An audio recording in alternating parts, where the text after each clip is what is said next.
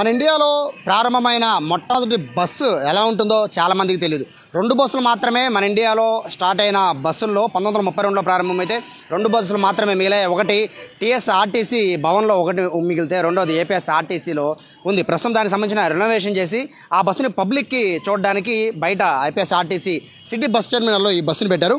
ఈ బస్సు గురించి చాలామంది చూసి వెళ్ళిపోతూ ఉంటారు తప్ప ఈ బస్సు గురించి ఫుల్ డీటెయిల్స్ అనేది ఎవరికీ తెలియదు. ఈ బస్సు ప్రారంభమైంది 1932లో. పైన కూడా చాలా క్లియర్గా రాశారు, డెక్కన్ క్వీన్ అని దీనికి పేరు పెట్టారు. సో ఈ బస్సు మోడల్ కూడా ఒకసారి రైల్ ఇంజన్ మోడల్ లాగా ఈ బస్సు మోడల్ కూడా ఉంది. ఈ బస్సుకు సంబంధించిన డీటెయిల్స్ అన్నీ కూడా బస్సు నెంబర్ కూడా చూడొచ్చు, Z39 ఈ బస్సు నెంబర్ ప్లేట్. సో దీనికి డెక్కన్ క్వీన్ అని 1932లో ఉంది. దీనికి ఆల్బియన్ 19 సీటర్ అనే పేరుని దీన్ని పెట్టారు. ఇది స్కాట్లాండ్ నుంచి తెప్పించారు. ఎందుకంటే ఇండియాలో అసలు అప్పటికి బస్ సర్వీస్ లేదు 1932లో. సో మొట్టమొదటిసారి నిజాం నవాబులు దీన్ని తెప్పించారు. అందులో ప్రత్యేకంగా ఇక్కడ మనం ఒక పేరు చూస్తున్నాం, Zahira Begum, daughter in law of 16th nawab, Nizam నవాబుకి సంబంధించిన కోడలు. ఆవిడ దీనికి సంబంధించిన చరిత్ర ఒకసారి చూసుకుంటే, ఆవిడ అప్పట్లో ఈ కాచిగూడ నార్కట్పల్లి దగ్గర ఈ ట్రైన్ దిగిన అందరూ కూడా నడుచుకుంటూ మూటలు తల మీద పెట్టుకుంటూ వెళ్ళేవాళ్ళు. వారి బాధను చూడలేక అప్పట్లో నిజాం నవాబు కోడలు ఆవిడ సొంత నగల్ని తాకట్టు పెట్టి దాదాపుగా 27 బస్సుల్ని, అప్పట్లోనే దాదాపుగా 4 లక్షల రూపాయలు ఆవిడ సొంత నగల్ని ఆవిడ అమ్మేసి ఈ బస్సుల్ని కొనుగోలు చేసింది. అది కూడా స్కాట్లాండ్ నుండి వీటన్నిటిని కూడా అప్పట్లో ఆవిడ తెప్పించింది. ఇండియాలోనే మొట్టమొదటి బస్సు ఇది. అప్పట్లో ఇది చార్మినార్ నుంచి తిరుగుతూ ఉండేది. కాచిగూడ, నార్కట్పల్లి ఇటువంటి డిపోస్లో ఎక్కువ ఈ బస్సు ఉండేది. అయితే ఈ బస్సులో అనేకమైన స్పెషాలిటీస్ ఉన్నాయి.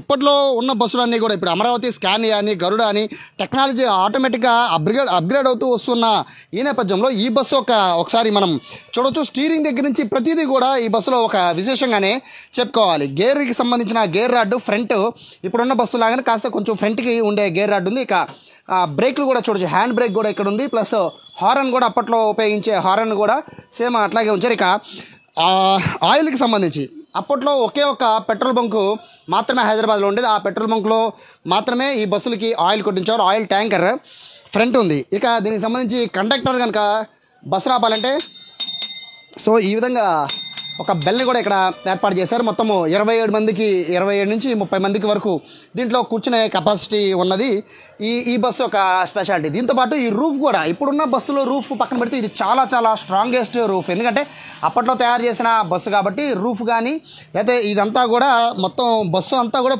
ఫుల్ స్ట్రాంగ్గా ఉంది. కాబట్టి ఇన్నేళ్ళు దాదాపుగా 90 ఏళ్ళు పైగా ఈ బస్సు ఇంకా చెక్కుచెదరగా ఉంది. అంటే కారణం అప్పట్లో బస్సు తయారు చేసిన విధానం, అలాగే బస్సును మెయింటైన్ చేస్తూ వచ్చిన విధానం కూడా. సో ఆ వివరాలు కూడా ప్రస్తుతం మనతో డిప్యూటీ ట్రాఫిక్ మేనేజర్ ఉన్నారు సార్ బషీర్ గారు.